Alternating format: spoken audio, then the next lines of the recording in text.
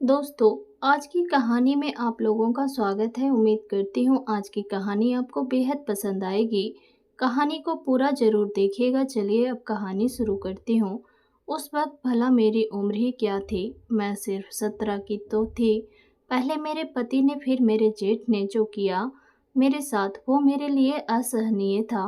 उन दोनों की इस करतूत पर उस वक्त मैं लगातार रोती रही, लेकिन उसने मेरी एक ना सुनी और गुस्से में बोला, चुप कर, इतना हो हल्ला क्यों मचा रही है? थोड़ा दर्द हो रहा है तो सह ले, सब ठीक हो जाएगा। मेरी आंखों में दर्द की टिश्सें उठने लगी थी और मैं सहन नहीं कर पाई। मेरी आंखों से आंसू बह निकले, लेकिन वह मुझे अनदेखा करते हुए अपने काम पर लगा रहा। मैं अंदर से टूट रही थी, पर उसने मेरी ओर कोई ध्यान नहीं दिया। मैं कुछ बोलने ही वाली थी कि उसने मेरे मुंह पर हाथ रखते हुए कहा, चुप रह, रोना धोना बंद कर, सब ठीक होगा। मेरा नाम मीना है। मेरा जन्म दिल्ली के एक छोटे से गांव में एक साधारण परिवार में हुआ। हमारे घर में मुझसे बड़ी एक बहन और एक भाई है। दोनों की शादी हो चुकी है। वह उस समय की बात है जब मैं 17 की हो चुकी थी। मेरी दीदी की शादी को 3 साल हो चुके थे और मैं 12वीं में पढ़ती थी। एक दिन जब मैं स्कूल से घर लौटी तो घर का माहौल बहुत गमगीन था। माँ जमीन पर बैठी रो रही थी। मैंने माँ से पूछा, लेकिन उन्होंने कोई जवाब नहीं दिया। पापा एक कोने में खड़े थे, उनकी आंखों में गहरी उदासी थी। उन्होंने मुझे अपने पास बुलाया और भारी स्वर में कहा, बेटा, तुम्हारी दीदी हमें छोड़कर इस दुनिया से चली गई। यह सुनते ही मेरे पैरों तले से जमीन खिसक गई और मैं फूट फूट कर रोने लगी। मेरी दीदी की एक बेटी थी जो शादी के 1 साल बाद हुई थी। हम सभी परिवार के साथ दीदी के ससुराल गए, जहां उनकी अंतिम क्रिया संपन्न हुई। धीरे धीरे जीवन के फिर से अपनी सामान्य गति पकड़नी शुरू कर दी। दीदी की मौत के 5 महीने बाद मेरे जीजा जी अपनी बेटी को लेकर हमारे घर आए। उस समय मैं स्कूल में थी। जीजा जी के परिवार में क्या बातें हुई उसका मुझे पता नहीं था। जब मैं घर पहुंची तो माँ मुझे एक कमरे में ले गई। उनके चेहरे पर चिंता थी। उन्होंने धीरे से कहा, बेटा, मेरी बात ध्यान से सुनो। तुम्हें पता है कि तुम्हारी दीदी अब हमारे बीच नहीं रही। उनकी छोटी सी बेटी की देखभाल करने वाला अब कोई नहीं है। तुम्हारे जीजा जी दूसरी शादी करने जा रहे हैं, लेकिन हमें लगा कि तुम ही हो जो इस बच्चे की जिंदगी को संवार सकती हो। मैं हैरानी से बोली, पर माँ, मैं कैसे? माँ ने गहरी सांस लेते हुए कहा, बेटा, तुझे अपने जीजा जी से शादी करनी होगी। यह बहुत मुश्किल फैसला है, लेकिन यही एक रास्ता है बेटी।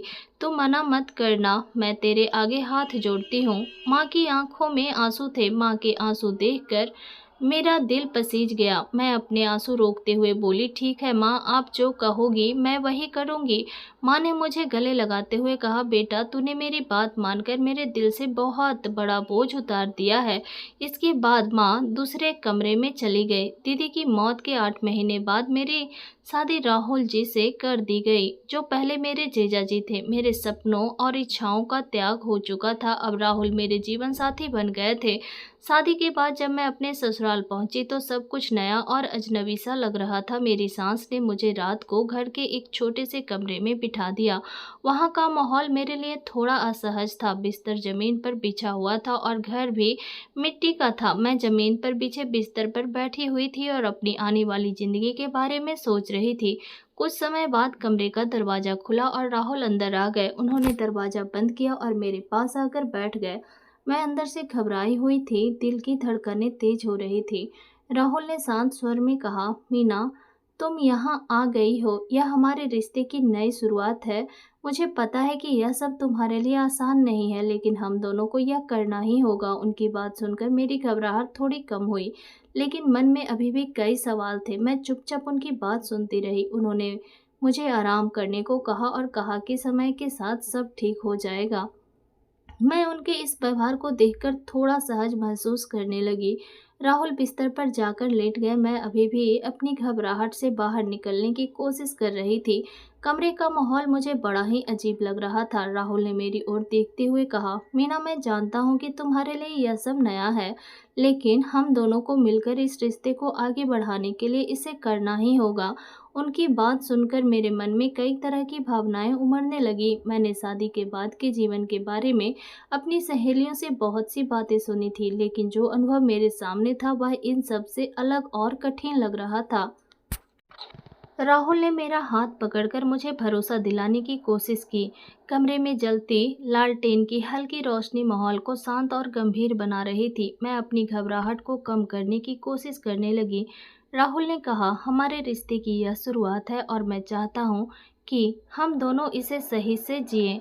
उनकी बातों में गंभीरता और समझदारी थी जिसने मुझे थोड़ा सहज महसूस कराया। मैंने आंखें बंद कर ली और मन ही मन ईश्वर से प्रार्थना करने लगी कि यह नया रिश्ता हमारे जीवन में खुशियां लाए। राहुल ने मेरे पास बैठकर कहा, मीना, मैं जानता हूँ कि हमारे लिए यह रिश्ता बहुत नया है और तुमने ऐसा कभी महसूस नहीं किया है, लेकिन मैं चाहता हूँ कि तुम मेरा पूरा पूरा साथ दो। उनकी बातें सुनकर मैं थोड़ी असमंजस में थी, लेकिन उनकी बातों में कुछ ऐसा था जिसने मुझे शांत किया। मैं पूरे समय घबराई हुई थी, मन में कई सवाल और असहजता थी। रात का माहौल मेरे लिए नया और अनोखा था। मैं बहुत शारीरिक दर्द और मानसिक रूप से थकी हुई थी। सुबह जब मैं उठी तो मेरे मन में एक अजीब सी बेचैनी थी। बीती रात की उलझनों ने मुझे थका दिया था, लेकिन मैंने खुद को संभालने की कोशिश की। मैंने महसूस किया कि इन नए जीवन को समझने और उसे अपनाने में समय लगेगा। मैं राहुल के साथ अपने रिश्ते को बेहतर बनाने और इसे समझने की दिशा में आगे बढ़ाने का निर्णय लेने लगी। सुबह मेरी सास ने मुझे जगाया। रात के घटनाक्रम के बाद मेरा मन बहुत भारी था। मैं सोचने लगी, काश मैंने माँ से इस शादी के लिए मना कर दिया होता, लेकिन होनी को कौन टाल सकता है। अब यही मेरी जिंदगी थी। मैंने धीरे धीरे अपनी किस्मत से समझौता करना शुरू कर दिया। मेरी जीवन किसी मशीन की तरह हो गया था। दिन भर घर के काम में जुटी रहती और रात को अपने रिश्ते के बोझ को महसूस करती। धीरे धीरे मैंने हालातों को सहन करना सीख लिया। ससुराल की अन्य महिलाओं से मेरी पहचान होने लगी। वो अपने पति के साथ अपने अनुभव और खुशियों की बातें साझा करती। उनकी बातें सुनकर मेरा मन उदास हो जाता, लेकिन मैंने कभी किसी से अपने दिल की बात नहीं कही। मैंने अपने जीवन के दुखों को खुद से समेट लिया और चुपचाप सब सहन करती रही। मेरे ससुराल का माहौल बहुत साधारण था। राहुल ना बहुत ज़्यादा पढ़े लिखे थे और ना ही कोई नौकरी करते थे।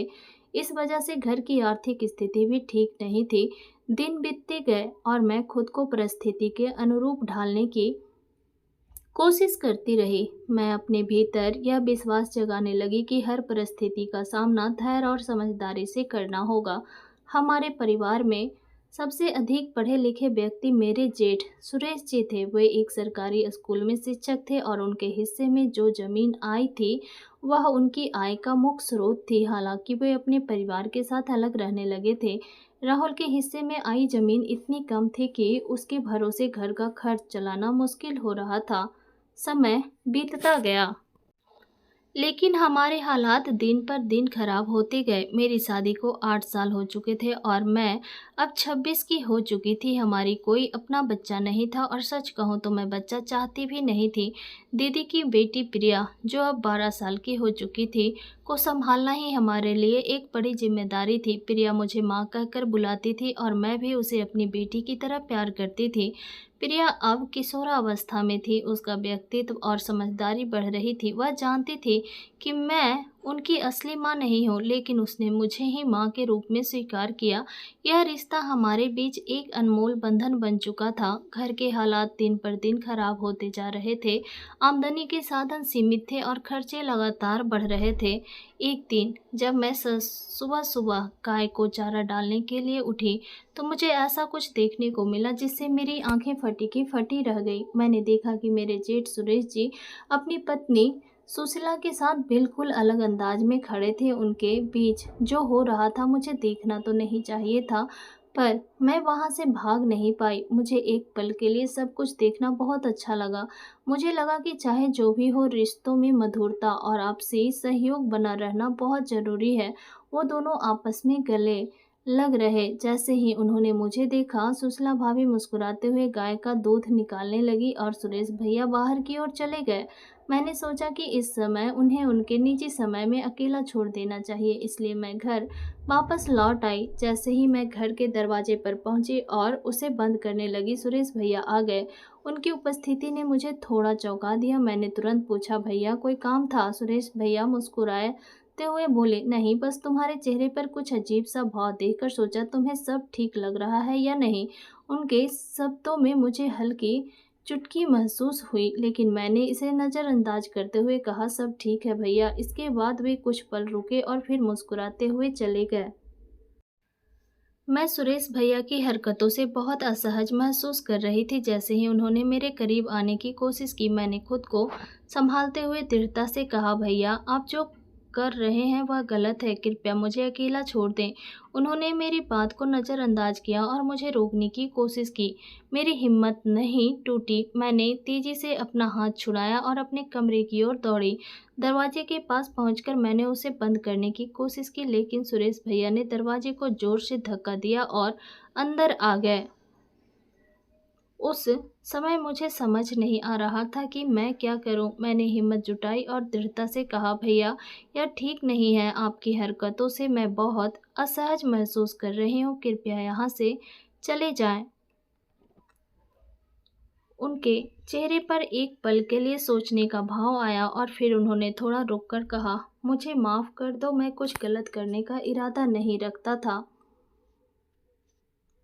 इसके बाद वे तुरंत कमरे से बाहर चले गए। मैंने राहत की सांस ली और सोचा कि आगे से मुझे और सतर्क रहना होगा। उस दिन से मैंने सुरेश भैया से दूरी बना ली और घर के अंदर सदस्यों के साथ ज़्यादा समय बिताने लगी, ताकि ऐसी स्थिति फिर कभी ना आए। मैंने दृढ़ता से कहा, अगर आप मेरी इज्जत चाहते हैं तो तुरंत यहाँ से चले जाइए, वरना मैं सबको सब कुछ अपने परिवार को बता दूंगी। लेकिन सुरेश पर मेरी बातों का कोई असर नहीं हुआ। वह हंसते हुए बोला, तुम जो चाहो कर सकती हो, मुझे कोई फर्क नहीं पड़ता। पर तुम जानती हो मीना, तुम बहुत खूबसूरत हो। जब से मैंने तुम्हें पहली बार देखा तब से मैं तुमसे बहुत प्रभावित हूँ। मैं यह सुनकर कुछ देर के लिए चुप हो गई। मेरे मन में कई विचार चल रहे थे। मेरे पति ने कभी मेरी तारीफ नहीं की थी, ना ही कभी मेरी भावनाओं को समझने की कोशिश की थी। मैंने उसे रोका, प्लीज़ मुझे छोड़ दो, हम किसी और से यह सब नहीं कर सकते। मेरे शब्दों से सुरेश थोड़ा चुप हो गया, लेकिन वह फिर भी नहीं रुका। उसने कहा, ठीक है, मैं फिर कभी तुम्हारा इंतज़ार करूँगा। इस पल में मैं खुद को पूरी तरह से संभालने की कोशिश कर रही थी। मेरी पूरी कोशिश यही थी कि मैं इस स्थिति से बाहर निकल सकूं और खुद को सुरक्षित रख सकूं। मैं बिना कुछ कहे अपने कमरे में चली गई। थोड़ी देर बाद मैंने बाहर आकर घर के पिछवाड़े की ओर जाने का मन बनाया। तब तक सुरेश जा चुका था। मैंने वापस आकर नाश्ता तैयार किया और प्रिया को स्कूल भेज दिया, लेकिन मेरा मन कहीं भी नहीं लग रहा था। जेठ जी से हुई घटना का ध्यान बार बार मेरे मन में आ रहा था। जैसे जैसे दोपहर का समय पास आ रहा था, मेरी बेचैनी बढ़ रही थी। मुझे याद है मैंने घड़ी पर देखा तो 12 बजने में कुछ मिनट ही बाकी थे। तभी मेरी सास कमरे में आई और बोली, बहू हम खेतों में जा रहे हैं, तुम दरवाज़ा बंद कर लो। मैं उठकर बाहर आई और सास ससुर के खेतों में जाने के बाद दरवाज़ा बंद कर लिया और फिर से अपने कमरे में चली गई। घर के आंगन में पहले से ही एक दीवार बनी हुई थी जो अब 7 फुट ऊंची थी। मुझे अंदाज़ा नहीं था कि अगर मैं वहां नहीं गई तो क्या होगा। मैं अपने कमरे में डरी सहमी सी बैठी थी और अपने आप को कोस रही थी। सोच रही थी कि काश मैं भी सास ससुर के साथ खेतों में चली जाती। मैं यह सब सोच ही रही थी कि तभी अचानक वही हुआ जिसका मुझे डर था। सुरेश दरवाजे पर आकर जोर से खटकाने लगा और बोला, जल्दी कर, मुझे खेतों में भी जाना है। बच्चे भी बाहर खेलने गए हैं, कहीं ढूंढते हुए इधर ना आ जाएं। मैं गेट पर खड़ी थी और मुझे कुछ समझ नहीं आ रहा था कि अब क्या करूं। तभी उसकी आवाज़ फिर आई, क्या कर रही हो, जल्दी करो, अब मुझसे रहा नहीं जाता। उसकी बातों ने मेरा दिल और भी घबराहट में डाल दिया। मुझे डर था कि कहीं कोई ना आ जाए। डरते हुए मैं कमरे की तरफ बढ़ी और मेन डोर के पास जाकर खड़ी हो गई। अब मैंने दरवाज़ा खोला तो सुरेश तेजी से अंदर आया और चारपाई पर जाकर लेट गया। वह बोला, देखो जल्दी करो, कहीं कोई आ ना जाए। उसकी बातें सुनकर मैं घबराई हुई कमरे में चली गई और दरवाजे बंद कर दिया।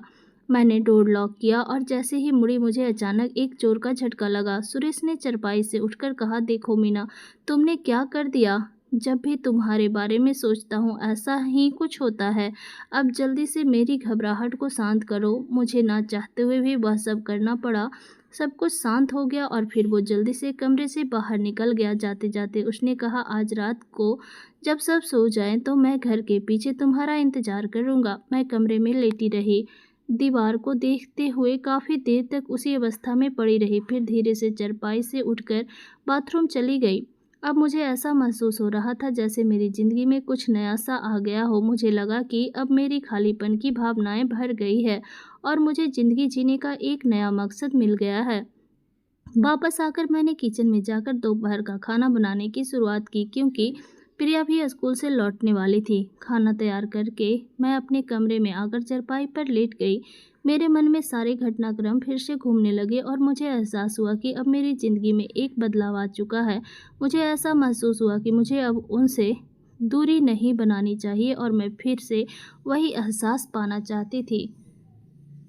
मैं इन्हीं सोचों में गुम थी, तभी अचानक दरवाजे पर दस्तक हुई। मैंने हड़बड़ी में दरवाज़ा खोला और देखा प्रिया स्कूल से वापस आ गई थी। वह जल्दी से अंदर आ गई और बोली, माँ बहुत गर्मी है, जल्दी से पानी दे दो, बहुत प्यास लगी है। प्रिया तेजी से अपने कमरे में चली गई और मैं उसे देखती रही। अब प्रिया बड़ी हो रही थी, धूप के कारण उसके गाल लाल हो गए थे। मैं किचन में गई और एक गिलास पानी लेकर प्रिया के पास गई और उसे पानी पीने के लिए दिया। मैं उसकी तरफ देखने लगी। प्रिया अब बड़ी और जवान हो रही थी। उसकी मासूमियत और आकर्षण साफ दिखने लगा था। मुझे उसे देखकर बहुत अच्छा लगा, लेकिन जब उसने देखा तो बोली, क्या देख रही हो माँ? मैंने कहा, कुछ नहीं, तू जल्दी से यूनिफॉर्म बदल ले, मैं तेरे लिए खाना लगा देती हूँ। इसके बाद मैं किचन में जाकर प्रिया के लिए खाना परोसने लगी। तभी दरवाजे पर दस्तक हुई। मैंने प्रिया को दरवाज़ा खोलने के लिए कहा और प्रिया ने दरवाज़ा खोला। मेरे सास ससुर भी खेतों से लौट आए थे। मैंने सबके लिए खाना निकाला और हम सभी ने मिलकर दोपहर का खाना खाया। खाना खाने के बाद हम सब अपने अपने कमरे में आराम करने लगे। प्रिया और मैं एक ही कमरे में सोते थे। जब राहुल घर पर होते थे तब प्रिया अपने दादी के साथ सोती थी, लेकिन जब से राहुल ग्वालियर गए थे तब से प्रिया मेरे साथ ही सोती थी। वह भी मेरे पास आकर चारपाई पर लेट गई। मैंने उसके बालों को सहलाने लगी और मुझे कब नींद आ गई इसका मुझे पता ही नहीं चला। शाम के 5 बजे मेरी सास ने मुझे उठाया, क्योंकि वे फिर से खेतों में जाने की तैयारी कर रहे थे। मैंने उठकर सबके लिए चाय बनाई। जब चाय लेकर मैं अपने सास ससुर के पास गई तो मेरी सास ने मुझसे कहा, बेटा सुरेश को भी चाय दे आ, उसकी घरवाली तो अपने मायके गई है, पता नहीं उसने कुछ खाया भी है या नहीं। मैंने कहा, माँ जी चाय तो खत्म हो गई है। इस पर मेरी सास बोली, तो क्या हुआ बेटा, चाय पीकर दोबारा बना देना। मैंने कहा, ठीक है माँ जी। जब मेरे सास ससुर खेतों में जाने लगे तो प्रिया भी उनके साथ चली गई। मैंने उसे रोकने की बहुत कोशिश की, पर वह उनके साथ जाने की जिद करने लगी। सबके चले जाने के बाद मैं फिर से सोचने लगी कि अब मुझे क्या करना चाहिए। अगर मैं चाय लेकर जाती तो सुरेश यह ना समझे कि मैं जानबूझकर उसके पास आ रही हूँ।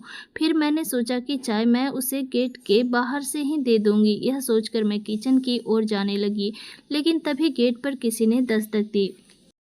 मुझे यह नहीं पता था कि बाहर सुरेश भी हो सकता है। जैसे ही मैंने गेट खोला मेरी धड़कन बढ़ गई और सच में बाहर सुरेश खड़ा था। वह बोले, माँ कह गई थी कि मैं जाकर चाय पी आऊँ, भला मैं ऐसा मौका कैसे जाने देता। वे बिना कुछ कहे घर के अंदर आ गए और मैं गेट पर सहमी सी खड़ी होकर उन्हें देख रही थी। मुझे समझ नहीं आ रहा था कि आखिर मैं क्या करूँ। वे बोले, अब क्या खड़ी ही रहोगी या कुछ करोगी भी? फिर जो हुआ उसके बाद मैं बेहाल हो गई। थोड़ी देर बाद उन्होंने कहा, अब तुम्हें रात को आने की कोई ज़रूरत नहीं है, तुमने आज चाय पिलाकर मेरी भूख और प्यास दोनों मिटा दी। फिर वे बाहर जाने के लिए उठे। मैं गेट खोला और वे बाहर निकल गए। मैं अपने कमरे में आकर चारपाई पर लेट गई। आज मैं भी पूरी तरह से संतुष्ट थी। आज मेरी बहुत सारी इच्छाएं पूरी हो गई थी और मुझे लगा जैसे मेरे अंदर कुछ नया आ गया हो। तो दोस्तों, ये थी आज की हमारी मज़ेदार और रोमांटिक कहानी। कमेंट करके ज़रूर बताना कि आपको कहानी कैसी लगी और कहानी पसंद आई हो तो वीडियो को लाइक करें, चैनल को सब्सक्राइब करें। धन्यवाद।